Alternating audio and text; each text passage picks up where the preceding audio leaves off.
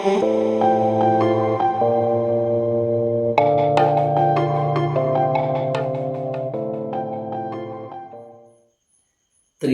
ദൈവത്തിന് മഹത്വം ഉണ്ടായിരിക്കട്ടെ. വീണ്ടും പ്രഭാതത്തിലേക്ക് എവർക്കും സ്വാഗതം. ലൂക്കോസിൻ്റെ സുവിശേഷം 11-ാം അധ്യായം അതിൻ്റെ 1-ാം വാക്യം, ഞങ്ങളെയും പ്രാർത്ഥിപ്പാൻ പഠിപ്പിക്കണമേ എന്ന് പറഞ്ഞു. ഞങ്ങളെയും പ്രാർത്ഥിപ്പാൻ പഠിപ്പിക്കണമേ എന്ന് പറഞ്ഞു. കർത്താവിൻ്റെ ശിഷ്യന്മാരിൽ ഒരാൾ കർത്താവിനോട് പറയുകയാണ്, ഞങ്ങളെയും പ്രാർത്ഥിപ്പാൻ പഠിപ്പിക്കണം. ഇത് ഒരു യേശു ക്രിസ്തുവിൽ നിന്ന് ഒരു മാതൃക ഉൾക്കൊണ്ടുകൊണ്ടാണ് പറയുന്നത്. കർത്താവ് സദാസമയവും പ്രാർത്ഥിക്കുമായിരുന്നു. അതിരാവിലെ എഴുന്നേറ്റ് ഒറ്റയ്ക്കിരുന്ന് പ്രാർത്ഥിക്കുമായിരുന്നു. എന്തെങ്കിലും തീരുമാനമെടുക്കുന്നതിന് മുമ്പ് പ്രാർത്ഥിക്കുമായിരുന്നു. ശിഷ്യന്മാരെ തിരഞ്ഞെടുക്കുന്നതിന് മുമ്പ് ഏകതനായി പോയി പ്രാർത്ഥിക്കുമായിരുന്നു. പുരുഷാരങ്ങൾക്ക് ഒക്കെ നടുവിൽ നിന്ന് അവരൊക്കെ മാറ്റി ഒറ്റയ്ക്കിരുന്ന് പ്രാർത്ഥിക്കുമായിരുന്നു. സദാസമയവും, അതായത് ഇവൻ ക്രൂശ് എടുക്കുന്നതിൻ്റെ തലേ ദിവസവും പ്രാർത്ഥിച്ചു. ക്രൂശിൽ കിടന്നുകൊണ്ടും സങ്കീർത്തനവുകൊണ്ട് പ്രാർത്ഥിച്ചുകൊണ്ടിരിക്കുകയാണ്. ഈ മാതൃകയൊക്കെ ഉൾക്കൊണ്ടുകൊണ്ടാണ് ഞങ്ങൾക്കും പ്രാർത്ഥിക്കണം എന്ന ആഗ്രഹം കൊണ്ട് ഈ ശിഷ്യൻ പറയുകയാണ്, കർത്താവെ ഞങ്ങളെയും പ്രാർത്ഥിപ്പാൻ പഠിപ്പിക്കണമേ. അവിടെ കർത്താവ് പ്രാർത്ഥിപ്പാൻ പഠിപ്പിക്കുന്നത് ശിഷ്യന്മാരെ മാത്രമല്ല, വരുവാനുള്ള ലോകത്തിനും, ഈ ലോകത്തെ സാർവത്രിക ക്രിസ്ത്യാനികൾക്ക് മാത്രമല്ല, ലോകങ്ങൾക്കും വേണ്ടി പ്രാർത്ഥിക്കാൻ, സകല ജനങ്ങൾക്കും പ്രാർത്ഥിക്കാൻ മാതൃക പറയുക. അവിടെ കർത്തൃപ്രാർത്ഥനയിൽ പറയുന്നത് ദൈവത്തിന് സ്തുതി കരയേറ്റുക, അത് കഴിഞ്ഞിട്ട് ദൈവം തന്ന കാര്യങ്ങൾ നന്ദി പറയുക, രണ്ടാമത് നിൻ്റെ ഹിതം നടക്കട്ടെ, പിന്നെ അനുരഞ്ജനത്തിൻ്റെ കാര്യമാണ് പറയുന്നത്. പ്രലോഭനങ്ങളിൽ നിന്ന് പരീക്ഷയിൽ നോക്കുകയും ഞങ്ങളെ രക്ഷിക്കണമെന്ന് പറയുന്നത്. അവിടെ ഒരു ഞാനും എൻ്റെ കുടുംബവും എന്നല്ല, ഞങ്ങളെ എന്നാണ് പറയുന്നത്. എല്ലാവരെയും ഉൾക്കൊണ്ടുകൊണ്ടുള്ളൊരു പ്രാർത്ഥന, എല്ലാവർക്കും വേണ്ടി പ്രാർത്ഥിക്കുകയാണ്. അതായത് വിശുദ്ധീകരിക്കപ്പെടണമേ, ഒരു പാസീവ് വോയിസ് ആണ് പറയുന്നത്, വിശുദ്ധീകരിക്കപ്പെടണമേ നിൻ്റെ നാമം. അതായത് ഞങ്ങളാൽ എപ്പോഴും നിൻ്റെ നാമത്തെ സ്തുതിച്ചുകൊണ്ടിരിക്കണം, വിശുദ്ധീകരിക്കപ്പെടണം. നിന്നെ മാത്രമേ ഈ ലോകത്തിൽ ഞങ്ങൾക്ക് വിശുദ്ധിയായിട്ടുള്ളത് നിൻ്റെ നാമം മാത്രമേ ഉള്ളൂ. അത് കഴിഞ്ഞ് ഈ നിൻ്റെ ഹിതമാണ് നടക്കേണ്ടത്, നിൻ്റെ ഹിതം മാത്രമാണ് ഞങ്ങൾ നടക്കേണ്ടത്. ഇതൊരു സാർവത്രിക പ്രാർത്ഥന. ഈ പ്രാർത്ഥന ആണ് നമുക്ക് ദിനംപ്രതിയുള്ള ആഹാരം അവിടെ പറയുന്നുണ്ട്. ദിനംപ്രതിയുള്ള ആഹാരത്തിനായിട്ട് നമ്മൾ പ്രാർത്ഥിക്കണം. അത് കഴിഞ്ഞിട്ട് അനുരഞ്ജനത്തിന് വേണ്ടി, നമ്മൾ ആരോടും തെറ്റിയിട്ടുണ്ടെങ്കിൽ, നമ്മളോട് തെറ്റിയതിലുള്ളൂ അവരോട് ക്ഷമിക്കുവാൻ നമുക്ക് കഴിയണം. പ്രലോഭനങ്ങളകപ്പെടാതെ, പരീക്ഷയിലകപ്പെടാതെ നമുക്ക് പ്രാർത്ഥിക്കുവാൻ കഴിയണം. ഒരിക്കലും ഒരാളിങ്ങനെ ചോദിക്കും, എന്തുകൊണ്ട് നമ്മൾ പ്രാർത്ഥിക്കണം? അപ്പോൾ അതിന് ഒരു ഭക്തൻ പറഞ്ഞ മറുപടി, നമ്മൾ എന്തുകൊണ്ട് പ്രാർത്ഥിക്കാതിരിക്കണമെന്നാണ്.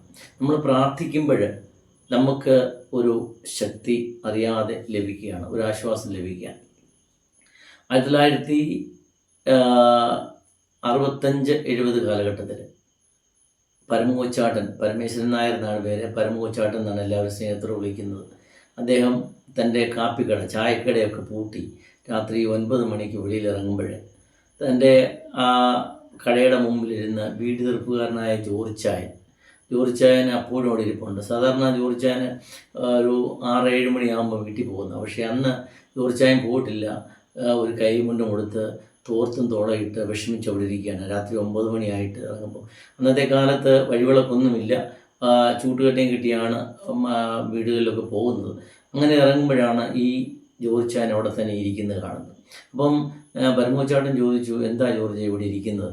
അപ്പം വിഷമിച്ചിരിക്കുകയാണ്. പിന്നെ ഒരു കരച്ചിലാണ്. അദ്ദേഹം പിന്നെ കാര്യം ചോദിച്ചു, എന്താ ജോർജ് കാര്യം പറ എന്ന് പറഞ്ഞു കഴിഞ്ഞപ്പോൾ പറയുകയാണ്, പരമകൊച്ചാട്ടാ, നാളെ ഉത്തരാടമാണ്, തിരുവോണം അടുത്ത ദിവസമാണ്, ഓണക്കാലമാണ്. എൻ്റെ 5 പൈസയില്ല, 2-3 രൂപ മാത്രമേ ഉള്ളൂ. 8 അംഗങ്ങൾ, വല്യമ്മച്ചിയും കൂട്ടി 8 അംഗങ്ങളുള്ളൊരു കുടുംബം, അവിടെ ചിലവ് കഴിയണം, ഓണത്തിനൊന്നും വകയൊന്നുമില്ല. അപ്പം ചേട്ടൻ പറയുന്നത് വഴി ഉണ്ടാക്കാൻ വാ എന്ന് പറയുമ്പോൾ അല്ല, ചേട്ടൻ പോകും. അപ്പം ഓണക്കാലമാണെങ്കിലും മഴക്കാലം കൂടാണ്. അതായത് മഴ പെയ്യുന്നുണ്ട്, അച്ചൻകോവിലാറ് ഇരുകര കവിഞ്ഞൊഴുകുകയാണ്. ജംഗ്ഷനിൽ പോലും റോഡിൽ കൂടെയൊക്കെ വെള്ളം വന്നുകൊണ്ടിരിക്കുകയാണ്. കിഴക്കൻ മഴ പെയ്ത് പിന്നെയും വെള്ളം വന്നുകൊണ്ടിരിക്കുന്നു. എന്നിട്ടും ജോർജ് ചായൻ വീട്ടിലേക്ക് പോകുന്നില്ല. അപ്പം അങ്ങനെ ഇരിക്കുമ്പോൾ ഒരുപാട് കാര്യം പറഞ്ഞു.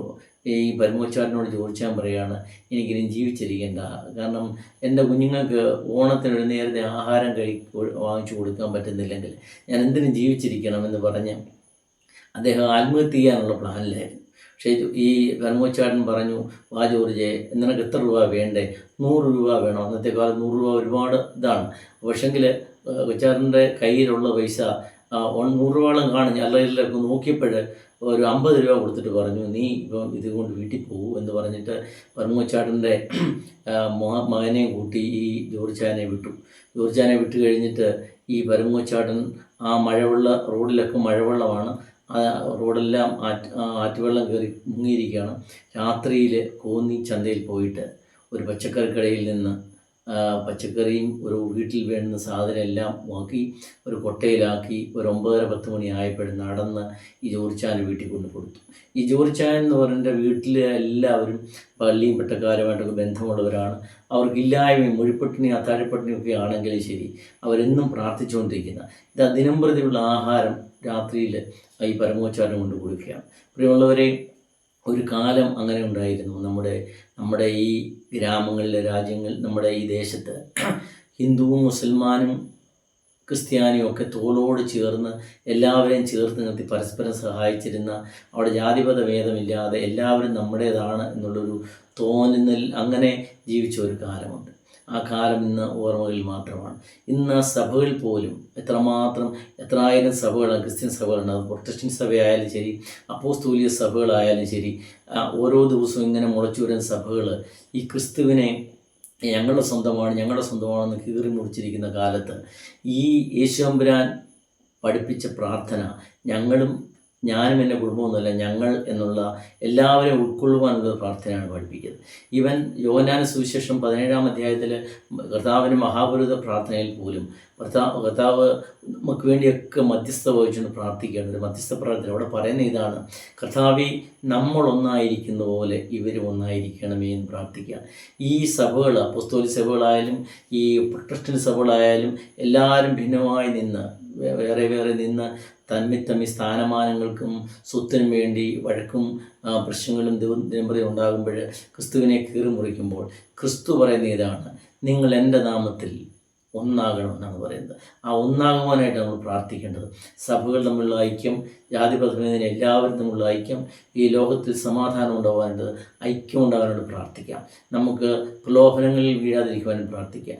പരീക്ഷയിൽ അകപ്പെടാതിരിക്കുവാനും പ്രാർത്ഥിക്കാം. പ്രാർത്ഥന എന്ന് പറയുന്നത് യാഥാർത്ഥ്യത്തിൽ നിന്ന് ഒളിച്ചോടുന്ന ഒന്നല്ല. എന്നാൽ നമ്മുടെ ദൈനംദിന ജീവിതങ്ങളിൽ ഉണ്ടാകുന്ന പ്രശ്നങ്ങളെ അഭിമുഖീകരിക്കാനുള്ള ശക്തി ലഭിക്കാനായിട്ടാണ് പ്രാർത്ഥിക്കേണ്ടത്. പ്രാർത്ഥന എന്ന് പറയുന്നത് യേശുതമ്പുരാൻ പ്രാർത്ഥിച്ച പ്രാർത്ഥന, എൻ്റെ ഹിതം എൻ്റെ മേൽ നടക്കണം എന്ന് പറയുമ്പോൾ ആ യേശുതമ്പുരാൻ്റെ കുരിശ് മാറ്റിയില്ല, പക്ഷെങ്കിൽ ആ കുരിശിനെ വഹിക്കുവാനുള്ള കഷ്ടപ്പാടിനെ സഹിക്കുവാനുള്ള ശക്തി കൊടുത്തു. അതുകൊണ്ട് നമ്മുടെ ജീവിതത്തിൽ പ്രാർത്ഥന എന്ന് പറയുന്നത് നമ്മുടെ യാഥാർത്ഥ്യങ്ങളിൽ, നമ്മുടെ ജീവിതത്തിലുള്ള പ്രശ്നങ്ങളിൽ നിന്നുള്ള ഒരു ഒളിച്ചോട്ടമല്ല, മറിച്ച് ദൈനംദിന പ്രശ്നങ്ങളെ അഭിമുഖീകരിക്കുവാൻ ഒരു ശക്തിയാണ് പ്രാർത്ഥന. അതിനെ അഭിമുഖീകരിക്കുവാനുള്ള ശക്തി ലഭിക്കുവാൻ വേണ്ടി, ദിനംപ്രതി ലഭിക്കാൻ വേണ്ടി, സഭയുടെ ഐക്യങ്ങൾക്ക് വേണ്ടി, ജാതിപഥമേതിന് എല്ലാവരുടെ ഐക്യങ്ങൾക്ക് വേണ്ടി, ഈ ലോക സമാധാനത്തിന് വേണ്ടി, രാജ്യങ്ങൾ തമ്മിലുള്ള യുദ്ധങ്ങൾ ഒഴിഞ്ഞു പോകാൻ വേണ്ടി നമുക്ക് പ്രാർത്ഥിക്കാം. അതുകൊണ്ട് പ്രാർത്ഥന എന്ന് പറയുന്നത് നമ്മുടെ ജീവിതത്തിൽ അനിവാര്യമായ ഒരു കാര്യമാണ്. കർത്താവ് നമ്മെ പഠിപ്പിച്ചതുമാണ്. അതുകൊണ്ട് പ്രാർത്ഥനയുള്ള ഒരു ജീവിതം, ഐക്യത്തിന് വേണ്ടി, സഭയുടെ ഐക്യത്തിന് വേണ്ടി, ലോകത്തിൻ്റെ സമാധാനത്തിന് വേണ്ടി പ്രാർത്ഥിക്കാം. അതിന് ദൈവത്തിൻ്റെ പരിശുദ്ധാത്മ സഹായിക്കട്ടെ എന്ന് പ്രാർത്ഥിക്കുന്നു. ദൈവം നമ്മെ സമൃദ്ധമായി അനുഗ്രഹിക്കട്ടെ.